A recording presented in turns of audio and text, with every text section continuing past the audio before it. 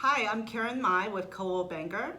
And I'm Bob Bednarz. I'm a loan officer with Guaranteed Rate Affinity. Bob, I want to ask you a question because I have few people come to my open house the past weekend without even talking to a lender. Why is it important to see a lender first? Sure. Well, it's pretty basic. You just have to know if you can afford to buy a home. Most homes in the Bay Area now are well over $1 million, $2, maybe $3 million. That's a scary number. It takes a lot of money and a lot of income to afford something like that.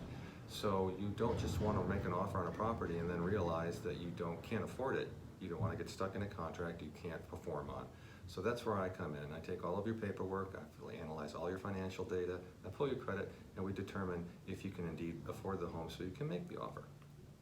Wonderful. Follow us on the next episode if you want to learn more about lending as well.